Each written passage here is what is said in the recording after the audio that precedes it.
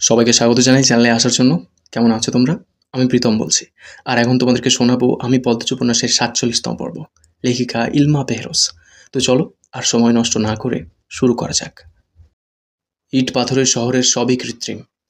কৃত্রিমতা ছেড়ে ছায়ায় ঘেরা মায়ায় ভরা গ্রাম, আঁকাবাঁকা বয়ে চলা নদী খাল, সবুজ শ্যামল মাঠের মায়ার প্রকৃতি, সবুজ শ্যামল মাঠের প্রাকৃতিক রূপ দেখে তৃষ্ণার্ত নয়নের পিপাসা মেটাতে গিয়ে পদ্মজ আবিষ্কার করলো তার চোখে খুশির জল। সবেমাত্র অলন্দপুরের গঞ্জের সামনে ট্রলার পৌঁছেছে। ট্রলারটি হাওলাদার বাড়ির। আলমগীর ও মগা উপস্থিত রয়েছে। তারা দুজন ট্রলার নিয়ে রেল স্টেশনের ঘাটে অপেক্ষা করছিল।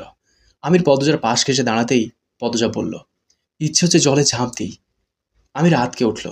কেন? পদ্মজা আমিরের দিকে তাকিয়ে মৃদু হাসল। এরপর বলল, অল্পেতে ভয় পেয়ে যান কেন? বলতে চেয়েছি অনেকদিন পর চেনা নদীর জল দেখে ছুঁয়ে দেখতে ইচ্ছে হচ্ছে, ডুব দিতে ইচ্ছে হচ্ছে। আমির এক হাতে পদ্মজার বাহু চেপে ধরে নিজের সাথে মিশিয়ে বলল, তাই বলো। পদ্মজা আমিরের দিকে তাকালো। আমিরের গাল ভর্তি দাঁড়ি, ঘন হয়েছে খুব, চোখের দৃষ্টি গাঢ়, তীক্ষ্ণ। ৩৫ বছরের পুরুষ, অথচ একটা সন্তান নেই, বাবা ডাক শুনতে পারে না। মানুষটার জন্য দুঃখ হয়। পদ্মজা গোপনে দীর্ঘশ্বাস ছাড়ল। আজান পড়ছে। ট্রলার মোড়লবাড়ির ঘাটে ভিড়ে।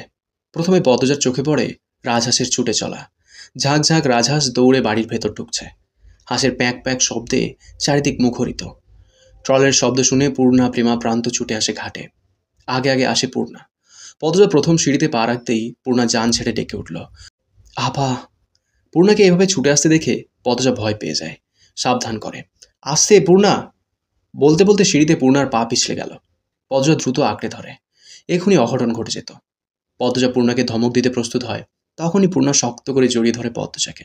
বুকে মাথা রেখে হাঁপাতে হাঁপাতে উচ্চারণ করল, আপা, আমার আপা। পদ্মজার বুক বিশুদ্ধ ভালো লাগায় ছেয়ে গেল। মৃদু হেসে পূর্ণাকে কিছু বলার জন্য আবার প্রস্তুত হয়। তখন প্রেমা প্রান্ত এসে জড়িয়ে ধরল। পদ্মজা টাল সামলাতে না পেরে শেষ সিঁড়ি থেকে নদীর জলে পড়ে যাচ্ছিল। ট্রলারের আগায় দাঁড়িয়ে থাকা আমির দুই হাতে দ্রুত পদ্মজাকে আঁকড়ে ধরে তার খুঁটি হলো। পদ্মজা চোখ খিচে ফেলে। যখন বুঝতে পারল সে পড়েনি, তার ভাই বোনেরাও পড়ে যায়নি, তখন চোখ খুলল। ঘাড় ঘুরিয়ে তার সহধর্মীর মুখ দেখে হাসল। এরপর সোজা হয়ে দাঁড়ালো। পূর্ণা প্রেমায় হেঁচকি তুলে কাঁদছে। খুশিতে কেউ এভাবে কাঁদে? তবে পদ্মজার ভালো লাগছে। বাসন্তীকে দূরে দাঁড়িয়ে থাকতে দেখে পদ্মজা তার ভাই বোনদের বলল, আমাদের বাড়িতে ঢুকতে দিবি না তোরা? পূর্ণা চোখের জল মুছতে মুছতে বলল, চলো। পদ্মজা সিঁড়ি ভেঙে বাসন্তীর সামনে এসে দাঁড়ালো। সাদা রঙের শাড়ি পরে ছলছল চোখে তাকিয়ে থাকা এই মানুষটার প্রতি পদ্মজার অনেক ঋণ। হেমলতা মারা যাওয়ার ৬ মাসের মাথায় মোর্শেদ পৃথিবী ছাড়েন। শোকে খাওয়া দাওয়া ছেড়ে দিয়েছিলেন। ফেলে যান কিশোরী ২ মেয়ে, বউ এবং এক ছেলেকে। অর্থনৈতিক সমস্যা দেখা দেয়, সংসার চলে না। আমি সাহায্য করতে চেয়েছিল, পদ্মজার আত্মসম্মানে লাগে। সে কিছুতেই স্বামীর টাকায় বাবার বাড়ির সংসার চালাবে না। নিজেরও কাজ করার উপায় ছিল না। এমত অবস্থায় বাসন্তী চাইলে ফেলে চলে যেতে পারতেন, তিনি যাননি। এক পড়ন্ত বিকেলে পদ্মজাকে বললেন, নকশিকাঁথা সেলাই করতে পারি আমি, শখে সেলাই করতাম। ২-৩ জন পয়সা দিয়ে কিনতে চাইতো, টাকার দরকার ছিল না, তাই বিক্রি করিনি। তুমি বললে আমি নকশিকাঁথা গঞ্জে বেচার চেষ্টা করতাম। পদ্মজা সেদিন অবাক হয়ে তাকিয়েছিল। বাসন্তী ছুটে ঘরে যান, একটা নকশিকাঁথা নিয়ে আসেন, পদ্মজাকে দেখান। অসম্ভব সুন্দর হাতের কাজ। আমির নকশিকাঁথা দেখে মুগ্ধ হলো। সঙ্গে সঙ্গে বলল, বড় ভাইয়া যখনই ঢাকা যাবে নকশিকাঁথা দিয়ে দেবেন। শহরে নকশিকাঁথার চাহিদা রয়েছে অনেক, আপনাদের সমস্যা কিছুটা হলেও ঘুচে যাবে। এক কাজ করলেই তো পারেন, আরও ২-৩ জনকে নিয়ে নকশিকাঁথা বানানো শুরু করেন, তাহলে অনেকগুলি হবে। তাদের পারিশ্রমিক দিয়ে দেবেন, ঢাকা বিক্রির পর দ্বিগুণ টাকা আসবে। এ প্রস্তাবে পদ্মজা অমত করল না। সেদিন থেকে বাসন্তী ২ হাতে ৩ রাত পরিশ্রম করছেন। পূর্ণাকে মেট্রিক অবধি পড়ালেন, প্রেমা প্রান্তকে এখনও পড়াচ্ছেন। পূর্ণার যে কোনো আবদার পূরণ করে চলেছেন। বাসন্তীর পা ছুঁয়ে পদ্মজা সালাম করল। এরপর বলল, কেমন আছেন আপনি? ভালো আছি মা। তুমি, জামাই বাবা সবাই ভালো আছো তো? আলহামদুলিল্লাহ ভালো আছি। আগের চেয়ে শুকিয়েছেন, ত্বক ময়লা হয়েছে, নিজের যত্ন নেওয়া ভুলে গিয়েছেন। বাসন্তী চোখ নামিয়ে হাসেন। এক হাতে নিজের মুখশ্রী ছুঁয়ে বলল, সেই বয়স কি আর আছে, বিধবা মানুষ। পূর্ণা খুব জ্বালায় তাই না? বাধ্য করে রঙিন শাড়ি পরতে সাজতে। বাসন্তী চমকে তাকালেন। পদ্মজা হাসছে। পূর্ণা মাথায় ব্যাগ নিয়ে পদ্মজার পাশে এসে দাঁড়ালো।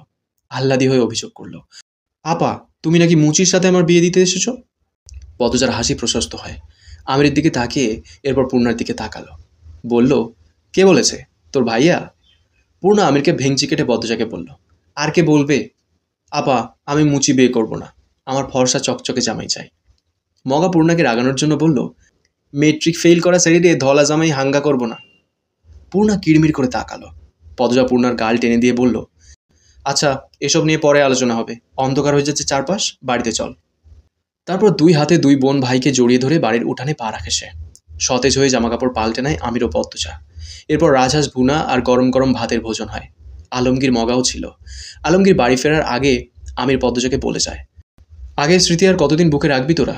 দাদু মরার পথে, চাচি আম্মা আত্মগ্লানি আর তোদের না দেখার শোকে শুকিয়ে কঙ্কাল হয়ে গিয়েছে। এবার অন্তত বাড়িতে আসিস, অনুরোধ রইল আমার। পদ্মজা, তুমি আমিরকে বুঝিও। পদ্মজা আশ্বস্ত করে বলল, এবার বাড়ির সবাইকে গিয়ে দেখে আসবো, আপনি নিশ্চিন্তে যান। অপেক্ষায় থাকবো। আসবো ভাইয়া, বলল পদ্মজা। আলমগীর মগা চলে গেল। আমির পদ্মজাকে বলল, আমি যাব না। এবার যাওয়া উচিত, অনেক তো হলো। 4 বছর কেটেছে। ভয়ঙ্কর রাতটা আজীবন বুকে তাজা হয়ে থাকবে। তাই বলে সম্পর্ক ছিন্ন করতে পারি না। ইসলামের সম্পর্ক ছিন্ন করা হারাম। ওই বাড়িতে গেলে আমার দম বন্ধকর কষ্ট হয় পদ্মজা। সে তো আমারও হয়, কিন্তু আম্মার কথা খুব মনে পড়ে। আম্মার তো কোনো দোষ ছিল না, তবুও শাস্তি পাচ্ছেন। ছিল দোষ, যে আসল দোষী তার দেখা আজও পেলাম না। অথচ যিনি দোষী না, তিনি সবার চোখে দোষী। আম্মা সেদিন কেন ঘুমিয়ে পড়েছিলেন, এটাই আম্মার দোষ। জোর করে ঘুম আটকিয়ে রাখা যায়? আমরা আগামীকাল যাচ্ছি, এটাই শেষ কথা। আমিরের বাকি কথা পদ্মজা শুনল না। সে হেমলতার ঘরের দিকে এগোলো। হেমলতার ঘরের দরজা খুলতেই অদ্ভুত একটা অনুভূতি হয়। শিহরিত হয়ে কেঁপে ওঠে সে। 6 বছর আগের মতোই সব, নেই শুধু মা। পদ্মজা ধীর পায়ে ঘরে ঢোকে। আলমারি খুলে হেমলতার শাড়ি বের করে ঘ্রাণ শোকে, বুকের সাথে জড়িয়ে রাখে। গাল বেয়ে অশ্রু গড়িয়ে পড়ে মাটিতে। হাউমাউ করে কান্নাটা আসে না অনেক দিন। কষ্টগুলো চেপে থাকে বুকের ভেতর। পূর্ণা দরজার ওপাশে দাঁড়িয়ে আছে। সে তার আপাকে দেখছে। পদ্মজা বারবার নাক টানছে। অজস্র চুমুতে ভরিয়ে দিচ্ছে মায়ের শাড়ি, যেন সে শাড়ি না, তার মাকেই চুমু দিচ্ছে। পূর্ণার মন ব্যথায় ভরে ওঠে। তার কি মায়ের জন্য কষ্ট হচ্ছে, নাকি আপার কান্না দেখে কষ্ট হচ্ছে? জানে না পূর্ণা, শুধু উপলব্ধি করছে তার কান্না পাচ্ছে। কান্নার শব্দ শুনে পদ্মজা ঘাড় ঘুরিয়ে তাকালো। পূর্ণাকে কাঁদতে দেখে দ্রুত চোখের জল মুছে তার হাতের শাড়ি আলমারিতে রাখলো। এরপর পূর্ণাকে ডাকলো, আয় এদিকে। পূর্ণা ফোঁপাতে ফোঁপাতে এগিয়ে আসে। পদ্মজা বিছানায় বসলো। পূর্ণা পদ্মজার কোলে মাথা রেখে কাঁচুমাচু হয়ে শুয়ে পড়ল। পদ্মজা বলল, বয়স 21-এর ঘরে, মনটা তো সেই 14-15 বছরেই পড়ে আছে। পূর্ণা পদ্মজার এক হাত মুঠোয় নিয়ে বলল, আমার খুব কান্না পাচ্ছে। কাঁদিস না, ঠেলে ঠুলে বেরিয়ে আসছে তো। থামানোর চেষ্টা কর। থামছে না। তুই তো আরও কাঁদছিস। বেড়ে যাচ্ছে তো। পদ্মজা ঠাস করে পূর্ণার গালে থাপ্পড় বসালো। সঙ্গে সঙ্গে পূর্ণার কান্না থেমে যায়। চোখ বড় বড় করে তাকায়। পদ্মজা আওয়াজ তুলে হেসে ওঠে। পূর্ণা দ্রুত উঠে বসে। হাত ঝাড়তে ঝাড়তে হেসে বলল, থেমে গেছে। পদ্মজার হাসি বেড়ে গেল। মুখে হাত চেপে হাসি আটকানোর চেষ্টা করে। হাসির ঠেলায় চোখে জল চলে আসে। পূর্ণা কান্না নিয়ন্ত্রণ করতে পারে না। থামাতে বললে আরও বেড়ে যায়। ব্যাপারটা যে কেউ উপভোগ করে। প্রেমা ঘরে ঢুকে অভিমানী কণ্ঠে বলল, আমাকে ছাড়া কি নিয়ে কথা বলে হাসা হচ্ছে? পদ্মজা হাসতে হাসতে বলল, পূর্ণা কাঁদছিল, থামাতে পারছিল না। প্রেমা হেসে বিছানায় উঠে বসে। 2 পা ভাঁজ করে বসে বলল, বড় আপা, ছোট আপা নামাজ পড়ে না। পদ্মজা হাসি থামিয়ে পূর্ণার দিকে তীক্ষ্ণ চোখে তাকিয়ে বলল, কিরে, তুই নামাজ পড়িস না কেন? চিঠিতে তো বলিস অন্য কথা। পূর্ণার ইচ্ছে হচ্ছে প্রেমাকে লবণ মরিচ দিয়ে ক্যাচ ক্যাচ করে কাঁচা আমের মতো কামড়ে খেতে, কিন্তু এখন পরিস্থিতি সামলাতে হবে। সে পদ্মজাকে বোঝানোর চেষ্টা করলো, আপা, বিশ্বাস করো, শুধু 1 ওয়াক্ত পড়িনি। আর আর প্রেমাকে আমি আমার আমার চুড়ি দিইনি বলে। মিথ্যে বলবি না। কতবার বলেছি মিথ্যে কথা ছাড়তে? সত্য স্বীকার কর। কিসের কাজ তোর? পড়ালেখা ছেড়েছিস 4 বছর, মেট্রিকটা আবার পড়লি না। বিয়ে করতে চাস না বলে বিয়ের জন্যও জোর করিনি। তার মূল্য এভাবে কথা না শুনে দিবি? এটা তো আমারও কথা না, যিনি সৃষ্টি করছেন উনার আদেশ। পূর্ণা মাথা নত করে রাখে। পদ্মজা বিছানা থেকে নামতে নামতে বলল, ঘুমাবো না তোদের সাথে। প্রেমা আর্তনাদ করে উঠল, আপা, আমার দোষ কি? পূর্ণা পদ্মজার কোমর জড়িয়ে ধরে। কিছুতেই যেতে দেবে না। পদ্মজা বলল, ছাড় বলছি। পূর্ণা আকুতি করে বলল, যেও না, এখন থেকে প্রতিদিন পড়বো, সত্যি বলছি। সত্যি তো? বলল পদ্মজা। সত্যি। পদ্মজা বিছানায় পা তুলে বসল। পূর্ণা আর চোখে প্রেমাকে দেখল। দৃষ্টি দিয়ে যেন হুমকি দিল, আমারও দিন আসবে। গ্রামে আসলে আমির প্রান্তর সাথে ঘুমায়। পদ্মজাকে তার বোনদের সাথে ছেড়ে দেয়। আজও তার ব্যতিক্রম হচ্ছে না। 2 বোনকে নিয়ে শুয়ে পড়ে পদ্মজা। কত কত গল্প তাদের। পদ্মজা শুধু শুনছে আর হাসছে। প্রেমার মুখ দিয়ে সহজে কথা আসে না। পদ্মজা আসলে কথার ঝুড়ি নিয়ে বসে। পূর্ণা নিজের বিয়ে নিয়ে বেশি বেশি কথা বলছে, পরিকল্পনা করছে। তখন প্রেমা ব্যঙ্গ করে বলল, ছোট আবার লজ্জার লেশ মাত্র নেই। তখন পূর্ণা খেপে গিয়ে বলল, তুই যে প্রান্তরে বলছিলি শহরে গিয়ে সাহসী পুলিশ বিয়ে করবি, আমি কাউকে বলেছি তোর লজ্জা নাই? প্রেমা লজ্জায় জবুথবু হয়ে যায়। তার বড় আপার সামনে ছোট আপা কি বলছে? লজ্জায় কান দিয়ে ধোঁয়া বেরোতে থাকে। পদজা হাসল। প্রেমাকে বলল, লজ্জার কিছু নেই। অভিভাবকদের নিজের পছন্দ জানানো উচিত। তোর বিয়ে পুলিশের সাথেই হবে, আর পূর্ণার বিয়ে হবে পূর্ণার পছন্দ মতো। পদজার কথায় পূর্ণা ভারী খুশি হলো। সে আবেগে আপ্লুত হয়ে বলল, নায়কের মতো জামাই চাই, একদম লিখন ভাইয়ার মতো। ও আপা, জানো লিখন ভাই এখানে শুটিং করতে আসছে, 1 সপ্তাহ হলো। পদজা জানতে চাইল, কার বাড়ি? সাতগাঁয়ের হান্নান চাচার বাড়ি, বিশাল বড় টিনের বাড়ি। পদজা চুপ হয়ে গেল। এই মানুষটা শুধুমাত্র তার স্মৃতি, কিন্তু মানুষটার জীবনের পুরোটা জুড়ে সে। এই তো মাস 4 আগে পদজা পত্রিকা পড়তে বসেছিল। 3য় পৃষ্ঠায় লিখন শাহর ছবির সাথে উপরের শিরোনাম দেখে বেশ অবাক হয় পদ্মজা। শিরোনামে লেখা, লিখন শাহর পদ্মফুল। পদ্মজা আগ্রহ নিয়ে প্রতিটি লাইন পড়ে। সাংবাদিক লিখনকে প্রশ্ন করেছেন, 30 তো পার হয়েছে, বিয়ে করবেন কবে? লিখন জানিয়েছে, সে যখন আসবে। আমরা কি জানতে পারি কে সে? যদি দ্বিধা না থাকে। জানাতে আমার বাধা নেই। সে পদ্মফুল। আমার 27 বছরের কঠিন মনে তোলপাড় তুলে দিয়েছিল। সেই তোলপাড়ের তাণ্ডব বুকের ভেতর আজও হয়। সেই ফুলের সুবাস নাকে আজও লেগে আছে। শুধু আমি তাকে জয় করতে পারিনি। লিখন শাহর সাক্ষাৎকারের কথোপকথন বেশ তোলপাড় তোলে ঢাকায়। এরকম একজন সুন্দর পুরুষকে কোন নারী অবহেলা করেছে? তা নিয়ে মানুষের কত জল্পনা কল্পনা, আলোচনা সমালোচনা। পদজার অস্বস্তি হয় খুব। পূর্ণা পদজাকে মৃদু ধাক্কা দিয়ে ডাকল, ঘুমিয়ে গেলে আপা? না। তারপর বল, নিস্তরঙ্গ গলায় বলল পদ্মজা। ঝিঝি পোকার ডাক, শিয়ালের হাঁক ভেসে আসছে কানে। রাত গভীর থেকে গভীরতর হচ্ছে। তবুও কথা শেষ হচ্ছে না পূর্ণা প্রেমার। পদ্মজাও মানা করছে না, বরং অবাক হচ্ছে তার বোনেরা কত কথা লুকিয়ে রেখেছে তার জন্য। কাক ডাকা ভোর, ঘন কুয়াশায় চারপাশ ডুবে আছে। বাতাসের বেগ বেশি, ঠান্ডায় ঠোঁট কাঁপছে। পদ্মজার পরনে দামি গরম সোয়েটার, আবার শালও পড়ছে। বাসন্তী সুতি সাদা শাড়ি পরে রান্না করছেন, মাঝে মাঝে কাঁপছেন। পদ্মজা দ্রুত পায়ে রান্নাঘরে ঢুকলো। বাসন্তী পদ্মজাকে দেখে হেসে ফেললেন, কিছু লাগবে? পদ্মজা খেয়াল করে দেখলো বাসন্তীর মুখটা ফ্যাকাশে। ঠান্ডা এমন হয়েছে। সে শক্ত করে প্রশ্ন করল, আপনার শীতের কাপড় নেই? বাসন্তী হেসে বলল, আছে তো। তাহলে এভাবে শীতে কাঁপছেন কেন? নামাজ পড়ে ঘুমিয়ে পড়তেন, বয়স তো হয়েছে, যান ঘরে যান। ভাত বসিয়েছি, আমি দেখব। সারা রাত তো সজাগ ছিলে আম্মা, তুমি ঘুমাও, আমি রাতে ঘুমিয়েছি। তাহলে সোয়েটার পরে আসেন। বাসন্তী মাথা নত করে বসে রইলেন। পদ্মজা বেশ অনেকক্ষণ তাকিয়ে থাকে। এরপর নিজের গায়ের শাল বাসন্তীর গায়ে দিয়ে বলল, নিজের জন্যও কিছু কেনা উচিত।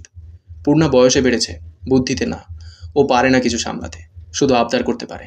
যতদিন বেঁচে আছে নিজের যত্ন নিন, আমি ঘরে যাচ্ছি। পদ্মজা রান্নাঘর ছেড়ে বারান্দার গ্রিল ধরে বাইরে তাকালো। কুয়াশার জন্য বাড়ির গেটও দেখা যাচ্ছে না। সে ঘুরে দাঁড়ালো ঘরে ঢোকার জন্য। তখন মনে হলো উঠানে কে যেন দাঁড়িয়ে আছে।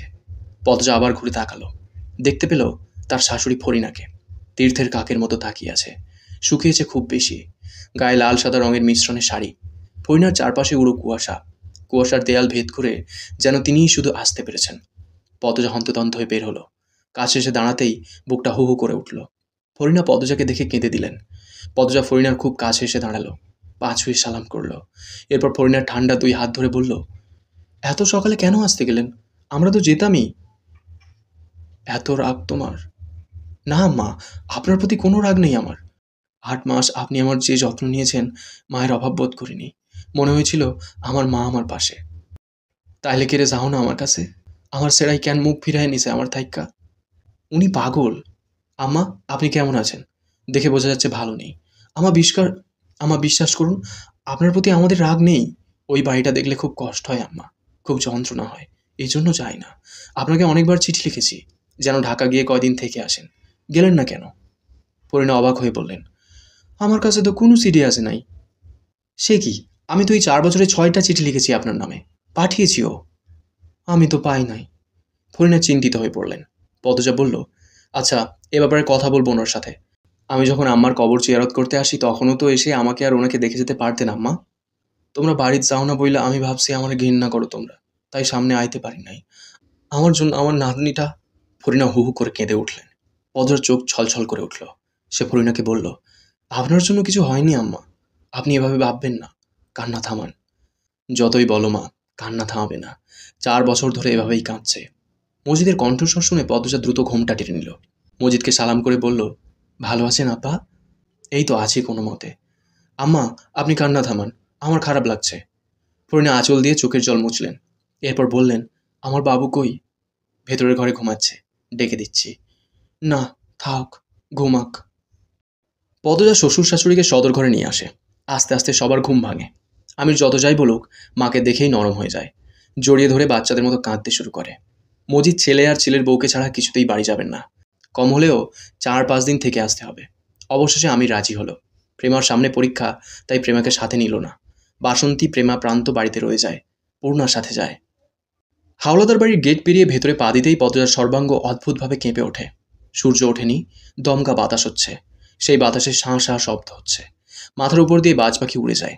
সেই পাখির ডাক অদ্ভুত হাহাকারের মতো, যেন মনের চেপে রাখার কষ্ট ও ক্ষোভ নিয়ে কেউ আত্মচিৎকার করছে। নাকি এটা নিছকই পদ্মজার ভাবনা? চারিদিকে চোখ বুলাতে বুলাতে আলোকঘর পেরিয়ে অন্দরমহলের সামনে এসে দাঁড়ালো সে। 4 বছর পূর্বেই তো এখানে, এই জায়গাটাই, তার আদরের 3 মাসের কন্যা পারিজার রক্তাক্ত লাশ পড়েছিল। পদ্মজার বুক কেমন করে উঠল। বুকে হাত রেখে দাঁড়িয়ে পড়ে। আমির উদ্বিগ্ন হয়ে প্রশ্ন করল, খারাপ লাগছে? পদ্মজা স্বাভাবিক হয়ে বলল, না। থামল, নিঃশ্বাস নিল। এরপর বলল, পূর্ণাকে দেখুন কেমন পাগল। আমির সামনে তাকালো। পূর্ণা মাথার উপর ব্যাগ নিয়ে সবার আগে বড়ই খেয়ে খেয়ে কোমর দুলিয়ে হেঁটে যাচ্ছে। অন্দরমহলের সামনে এবং আলোকঘরের পিছনের মধ্যিখানে টিউবওয়েল বসানো হয়েছে। হেমন্তকালে ধান কাটা হয়েছে, তখন কামলারা আলোকঘরে থেকেছে। তাদের জন্যই এই টিউবওয়েল বসানো হয়েছিল। টিউবওয়েলের চারপাশে গোল করে সিমেন্ট দিয়ে মেঝেও করা হয়েছে। সব মিলিয়ে একটা কলপাড় তৈরি হয়েছে। পূর্ণা নারিকেল গাছের সামনে এসে থমকে দাঁড়ালো। কলপাড়ে এক সুদর্শন যুবক পিঁড়িতে বসে গোসল করছে। পরনে লুঙ্গি, রানী গামছা নিয়ে দাঁড়িয়ে আছে, কি যেন বলছে। পূর্ণা ব্যাগ রেখে হা করে সেই যুবককে পরখ করে। সুঠাম সুগঠিত শরীর, মায়াবী ফর্সা, স্বাস্থ্যোজ্জ্বল ত্বক, প্রশস্ত বুকে ঘন পশম, চওড়া পিঠ, শক্তপোক্ত দেখতে 2 হাত। ডানাতে ছোট কলস নিয়ে মাথায় পানি ঢালছে। সেই জল চুল থেকে কপাল, কপাল থেকে ঠোঁট, ঠোঁট থেকে বুক বেয়ে গড়িয়ে পড়ছে। হঠাৎ চুল ঝাঁকি দিয়ে উঠল। জলের ছিটা ছড়িয়ে পড়ে চারিদিকে। রানী যুবকটিকে বকতে বকতে দূরে সরে দাঁড়ায়। যুবকটি আবারও মাথায় পানি ঢেলে চুল ঝাঁকায়। উদ্দেশ্য রানীকে ভিজিয়ে দেওয়া। পূর্ণা মুগ্ধ হয়ে গেল। সে দ্রুত ব্যাগ মাটিতে রেখে দিল। ওড়না ঠিক করে চুল ছেড়ে দিল। এরপর কলপাড়ের দিকে হেঁটে গেল। ঠোঁটে তার হাসি। চোখের দৃষ্টি দেখলে যে কারো মনে হবে পূর্ণা অপরিচিত এই যুবকটিকে চোখ দিয়ে পিষে ফেলছে। কলপাড়ের পাশে ভেজা কাদা ছিল। পূর্ণা পা রাখতেই পিছলে পড়ে যায়। ধপাস শব্দ শুনে যুবকটি লাফিয়ে উঠে ভরাট কণ্ঠে চিৎকার করে উঠল, বোয়াল মাছ, বোয়াল মাছ। এতক্ষণ শুনলে আমি পদ্মজ উপন্যাসের 47তম পর্ব। কেমন লেগেছে কমেন্ট করে জানিও। তোমাদের একটা কমেন্ট আমাকে প্রচুর মোটিভেট করে। পরবর্তী পর্বগুলো খুব শীঘ্রই চলে আসবে এই চ্যানেলেই, তাই চ্যানেলটাকে সাবস্ক্রাইব করে রেখো। দেখা হচ্ছে খুব তাড়াতাড়ি। ততক্ষণ সুস্থ থেকো, ভালো থেকো। Thank you.